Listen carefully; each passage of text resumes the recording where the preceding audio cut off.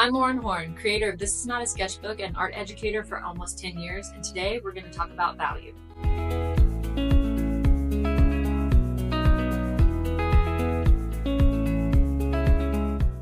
Before we get started, I want to give you the opportunity to share a good thing going on in your lives. I do this in my classroom every day, and I love to hear about positive things happening with my students. It doesn't have to be huge. It can be something as little as you had a really great breakfast, or something as big as you got your driver's license or just bought your first car. But if you'd like to share a good thing with me today, I'd love to read it in the comments. When you're done, let's get started. Today we're going to be using graphite, and if you want to use drawing pencils, I'm going to show you how to use those too. This video is a foundation for all of the projects that I do. So if you're following along with a certain project and you found yourself here, you're in the right spot. In addition, if you're a teacher, I have a ton of resources online for you at thisisnotasketchbook.com. So let's talk about what value is. Value is one of the elements of art and arguably the most important when we're talking about moving our art from two-dimensional to three-dimensional. Value is the study of light and shadow. So it's putting shadows in the right spots to make a two-dimensional shape look three-dimensional. Even if your art is a little bit more stylized or more cartoony, you still need to have a good understanding of this. Even the most basic stylized drawings have a good understanding of where light is and how shadow responds to it. Value indicates form when an object responds to a light source. In other words, the range of value, going from light to dark, shows us how a shape is formed. Our goal today is to shade an object to look as realistic as possible. If realism isn't your thing, that's totally okay, but today I want to push yourself to go outside of your comfort zone, which is where a lot of growth happens. You never want to be limited by what you can and can't do, and your stylized drawings might want to change or shift as you continue to be an artist. You want to make sure that you have this in your tool belt so that you can use it on future projects. So let's talk about how value is made. Light happens mostly in straight lines or rays, unless it's been diffused by clouds or some sort of man-made device. And shadows happen when those light rays are blocked by an object. So as long as we're working with one direct light source, the shadow is always going to be opposite where those rays of light are coming from. Light can also be bouncy though, and it can invade your shadow area, which is something that we call reflected light. We're going to look at that more in a little bit. Let's look at a basic sphere with one light source. Notice as I move the flashlight around, the shadow is always opposite where the light source comes from. I can also change the intensity of the shadow by changing the range of the flashlight, meaning how close the flashlight is to the sphere itself. That's because as I go farther away, the rays of light are wider and they're going to start creeping around the shadow a little bit more, lightening up our shadow. Notice too, in the shadow area of the sphere, we get some of that reflected light that we talked about earlier. Light is bouncing off the table and hitting the sphere again, so we have a little patch of light here where you would think it might be dark. The principles are the same for any shape, but let's go ahead and start with the value scale and apply it to the sphere. I know this might look kind of familiar, but I want you to really slow down and watch the process that I do here. It's a little bit particular, and I do think that this is part of the reason why my students have such phenomenal growth is because they follow this method. If you're a teacher, you can download this value scale to use with your students on thisisnotasketchbook.com, but if you're not a teacher or a student and you're wanting to just learn on your own, that's totally okay. This is really easy to recreate, just a little faster to have the worksheet if you're in a classroom. The way you recreate it is you're going to make one long rectangle and you're going to make 8 lines to create a 9-point value scale.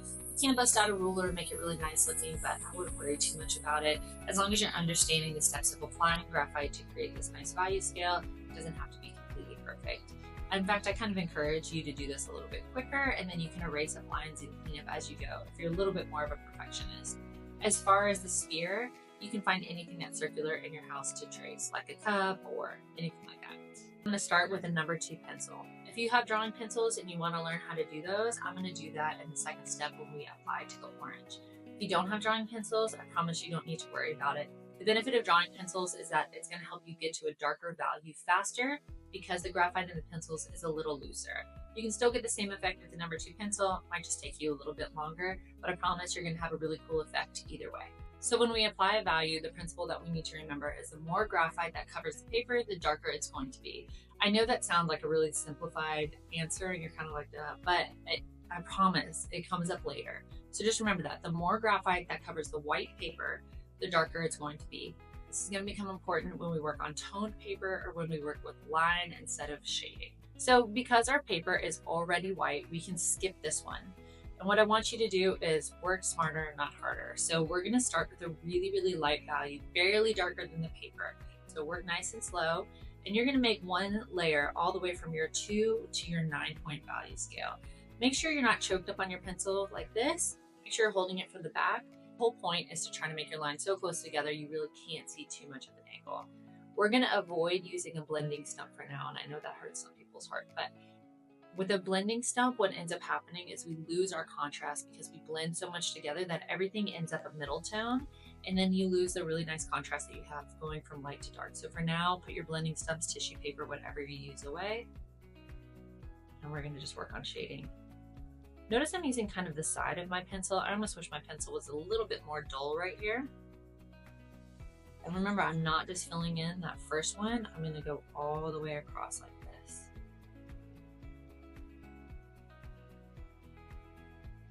Remember what I said before, like I don't mind if you're a little sloppy. So we can always go back and erase those lines later, especially early in this like very basic beginning stage.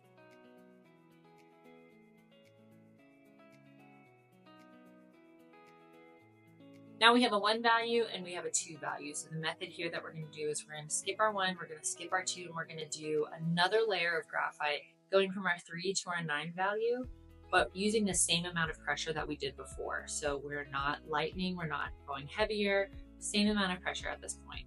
Same thing, hold the back of your pencil.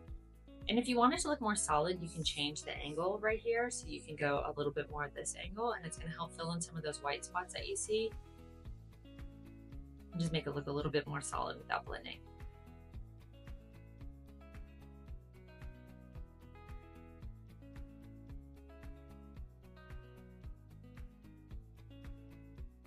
So we have our 1 value, we have our 2 value, we have our 3 value. Now you're going to skip the 3 and you're going to jump to the 4. And at this point, now is kind of when you're going to start applying a little bit more pressure, because you don't want it to look like your 3, you want it to be a decent step up. So I talk about value scales a lot in my classroom like they're stairs. So we talk about, we want each step to be an equal amount. If we have these tiny little steps where you only pick your foot up an inch, and then you have this giant step where you have to jump to get up to it, it's not an even stair step. So we want each one of these steps in our value scale to be the same distance apart from each other. We're going to evaluate this at the end and go back and fix any mistakes we have. So we have our 1, 2, 3, 4. Now I'm holding my finger at my 4 because I don't want to go any darker there, and I'm going to start at my 5. My 5 is usually what I call my lightest dark, which becomes really important as we move on with this series of videos. So your 5 is kind of the point where you start applying more pressure to your pencil. You want it to be darker than your 4. This defines the area of darks in our value scale. Even though it's a mid-tone, it's just our lightest dark.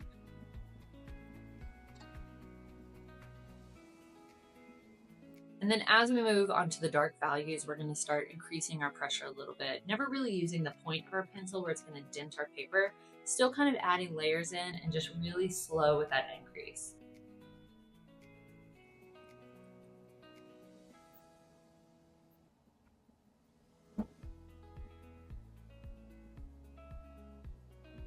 Now, before you get to your 9, you need to know that this needs to be as close to black as possible.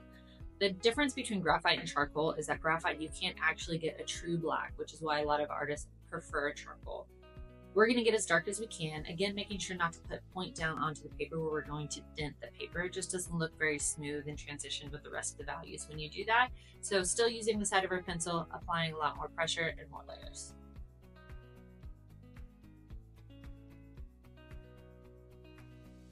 Now that we've finished with our value scale, you need to ask yourself, are all the steps even? So when we make a value scale, it needs to be the same jump in value between each one of the boxes.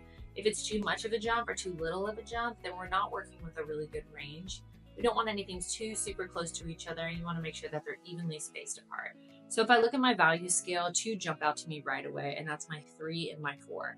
So if my 3 is not significantly darker than my 4, I'm going to go ahead and just add a layer, and I might as well go ahead and add it all the way across, because if I'm darkening my 4, then my 5 is probably not going to be as dark, which then it's kind of a domino effect.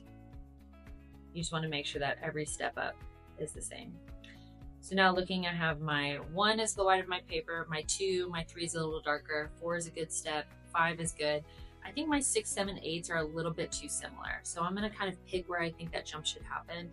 I think maybe even a little bit at the 6. I'm going to go ahead and add another layer here. Yeah, that looks better. And then fill it up. So the key is to make sure that we don't get too dark. We don't want to go darker than our 9. We want to make sure our 9 is really our darkest values. So right here, I want to really make sure that I am paying attention to that. So my 7's now darker than my 8. My 8 needs to be lighter than my 9, but darker than my 7. So I think I have another shade or 2 to go on this one.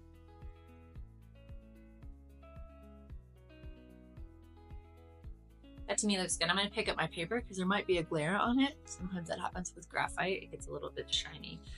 So when I feel like everything's evenly spaced apart and my 9 is as dark as can be, then it's time to clean up my value scale, if that matters to you.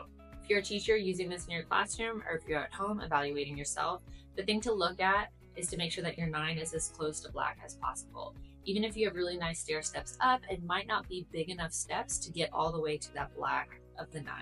I promise if your 9 looks more like a mid-tone, then your drawing is not going to be as contrasted as you want.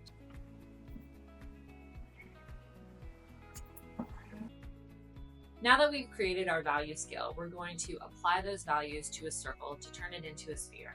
We're going to do that using the same principles that we just did, using more of a layering technique with added pressure rather than a pressure technique, which I feel like is more traditionally taught. I'm going to be working in a number 2 pencil still because that's what I did on my value scale. Next up, we're going to learn how to use drawing pencils. So if you're waiting to use that, we'll get to that then. So looking at our example sphere, we can see that the shadow is opposite the light source. So if we're looking at this ball, the sphere, and the light is coming down here, then the shadow is going to be on the opposite side. Notice that these shapes kind of go in a circular shape. Depending on where a light hits a sphere, it could be more of a straight line, but it usually has more of a curvature going around. So it's going to start with kind of radiating circles. In this instance, it's going to start with more radiating circles, and then they kind of turn into crescent moon shapes. Just make sure you're following along with the diagram that we have here rather than doing your own thing. We really want these values to match. So again, using the same principles here, I'm going to just kind of trace out where my 1 value is, and I'm working so lightly you might not even be able to see it in the camera, but I'm trying to copy this 1 sphere, this little line right here, over here, and I'm going to shade everything except for that 1 spot with my pencil. I'm going to start all the way here in the back shadow. Remember holding the back side of your pencil.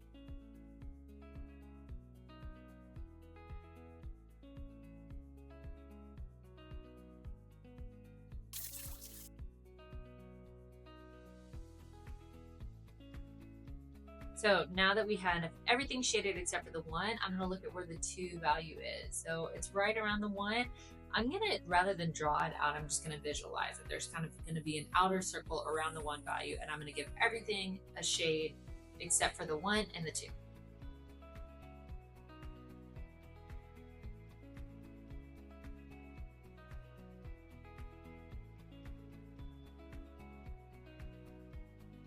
So if you look carefully now, you should be able to see my 1 value, my 2 value, and then everything else is kind of a 3 value. So now that I have my 1 value, I have my 2 value, I'm going to kind of map out what my 3 value is, doing it a little bit more visually than doing it on paper. And I'm going to go ahead and switch the angle of my paper again and give everything 1 more layer.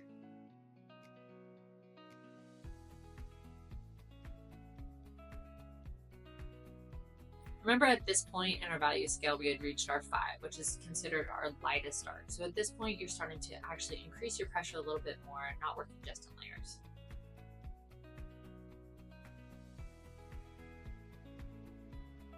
Now we're officially in the dark range, so you're definitely going to need to increase the pressure of your pencil, making sure you're changing direction now, because when you get to these darks, when we're shading a sphere, you're kind of getting to the final touches. So if there's any like blatant area where you didn't shade with your pencil before, now's a chance to kind of get in there and match the shade of the value around it. You're also probably at the point where you're working with more of a crescent shape, working around the circle that we started with rather than going completely around the sphere in a circle shape.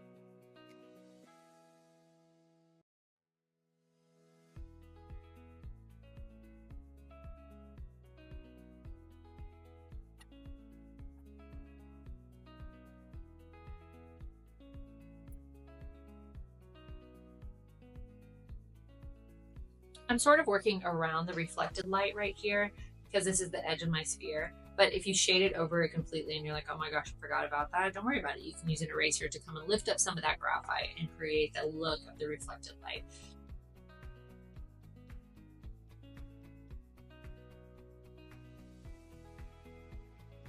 We're at the kind of finishing touches stage, so I'm going to go through with my eraser and clean up any straight lines, but I'm also going to do the same thing that I did with my value scale, where I check to make sure that each transition is about the same amount. We shouldn't have any hard lines between the lights and the darks, or between any of our values really. So if you see a really hard edge, what you can do is go back with your pencil and kind of smooth it out a little bit.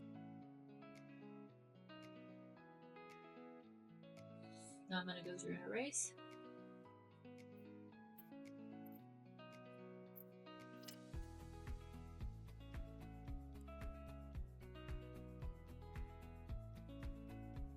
A couple things to note that are pretty common mistakes I see in my class is that people might tend to do an outline over the whole sphere. We really don't want to have that. We're going to talk more about implied lines later when we talk about gridding, but for now, just make sure you don't have a big bold line. I promise that when someone looks at the edge of a sphere, they can tell where the edge of the sphere is because there's a value change from the background. They don't need that big black line to show them where it is. Just like when we did a value scale, please make sure that your darkest value is as close to black as possible. Don't keep it really light, even though it might look really pretty. Technically, it's not a good realistic rendering of the sphere.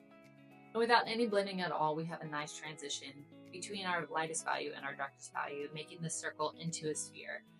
We're going to follow really similar steps to shade in the orange. It's similar to a sphere, but has a little bit more organic shape, meaning that the highlights and the value shapes are not so pretty. They're not quite an even line. They have a little bit more variation to them. I'm also going to take this chance to show you how to use drawing pencils if you have those. Again, if you don't, it's totally okay to use a number 2 pencil. Drawing pencils just help you get there a little bit faster.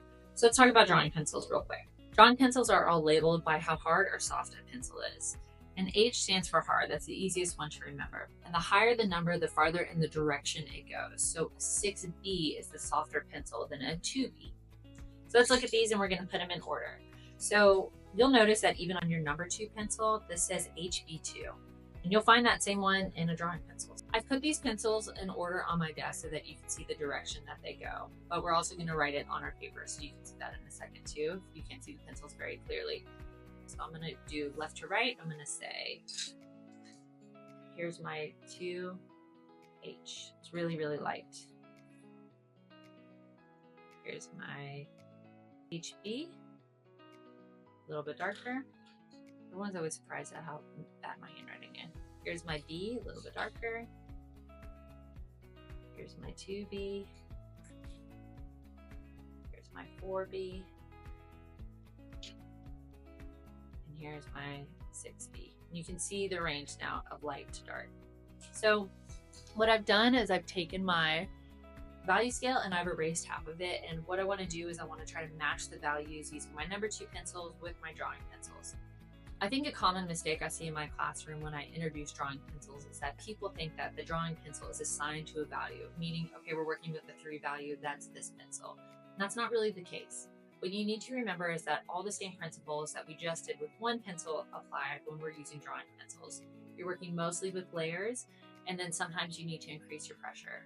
When the pressure of the drawing pencil doesn't do it anymore, that's how you need to know you need to up your pencil to something a little bit softer so that you can get darker. We're still working with white paper, so we're still going to skip our number 1, but now I need to match the number 2. And I'm going to start with my hardest pencil to get there. Again, I'm starting with my hand at the end, and if you're worried about smudging your hand here, you can always put a piece of paper or a tissue paper down and work on top of it.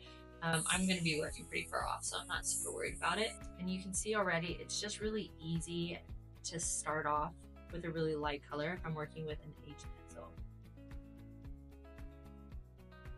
Whereas before I had lots of lines and I kind of came back through with my eraser and lined it up a little bit, that was pretty easy. Now I want to make a 3 value, but I'm going to keep my 2H pencil and I'm going to see if 2 layers will be the trick. There's 2. Now I'm going to guess that I'm going to need to up my pencil by 4, but let's experiment just in case. So still with my 2H pencil, I'm going to go ahead and do 1 layer.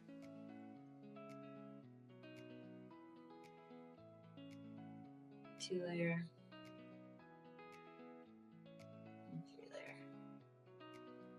It's not quite easy to get that dark shade, so I'm going to go ahead and bump it up to an 8. I might go ahead and skip HB because that's really similar to what we've already worked with before. And HB is closest to a number 2 pencil, and I'm going to grab my B.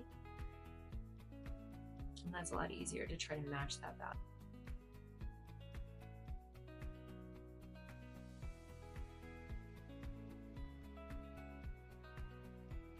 think because we're going into the dark range, I'm going to go ahead and bump into my 4B pencil.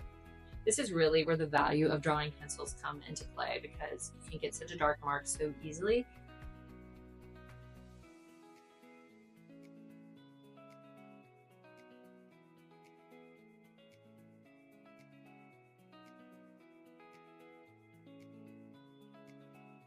I want you to notice here before we start that I purposely picked a photo that has some background value as well. We're not just working against a white wall this time. We have some really dark shades and then a mid-tone and a light shade. So I want you to balance all of those out as well. I went ahead and did the outlines for you just so you're not spending a ton of time trying to get it exactly right, and we can focus on the value itself. But we're gonna start the same way we did with the sphere, where we're gonna take a light shaded pencil. Remember, I'm working in drawing pencils, but a number 2 is fine. And you're gonna shade in everything except the brightest bright of our drawing.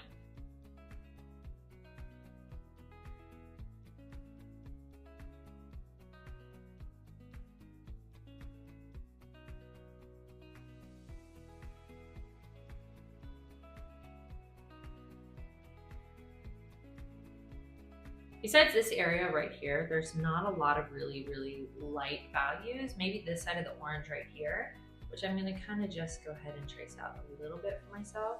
But that means I'm gonna go ahead and switch up my pencils. I'm working with the hardest one that I have right now. I think I'm gonna go ahead and pick up my B pencil, and I'm gonna shade everything except for this section of the drawing and this part of the orange right here. So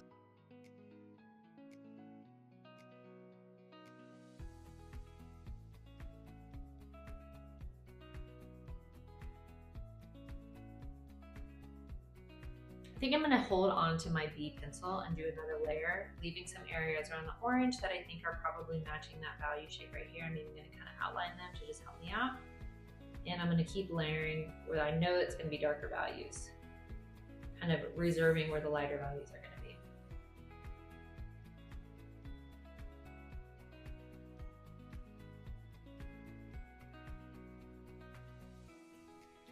I'm at the point where I feel like I need to start working on some of the dark, so I'm going to switch away from my B pencil and I'm going to bump myself up to my 2B pencil. And at this point I can start working kind of in smaller sections rather than shading overall, just so that it gets a little bit more specific.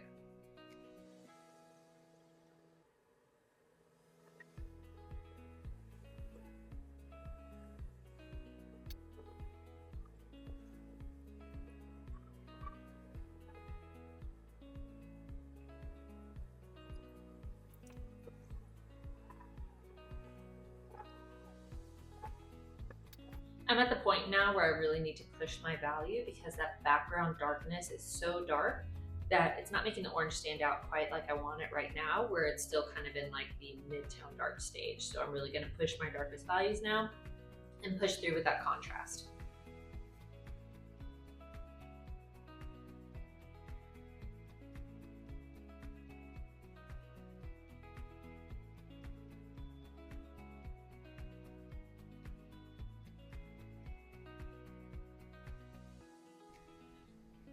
A really important thing to look at here is what is your darkest dark. So as I'm looking at my orange, I'm realizing that the side of my orange is getting kind of lost in the background, and I have to figure out, well, why is that?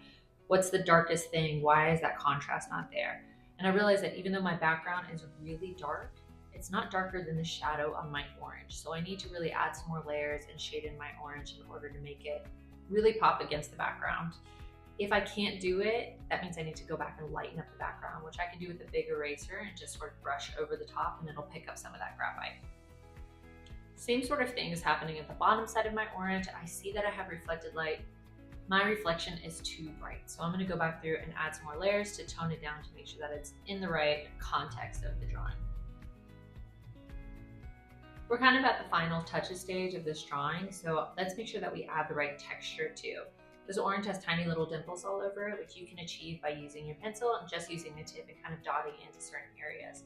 You also have sort of like a dotted shape where the highlight is, so you can go back through with your eraser and just kind of pick up a little bit more of the graphite in random spots outside of that highlight, and it'll help look like the orange as well. I'm gonna call that orange done. I'm gonna make sure that I pick it up so you guys can see sometimes the graphite is really reflective in the camera, and I wanna make sure that you see the shadow shapes that are there. Now that you understand identifying value shapes and applying value to take your objects from 2-dimensional to 3-dimensional, we're going to move on to identifying and taking your own reference photos. If you enjoyed this video and you feel like you learned a lot, make sure you drop any questions or comments below. And don't forget to subscribe. That's the biggest way that I can keep supporting you in your art journey or in your classroom.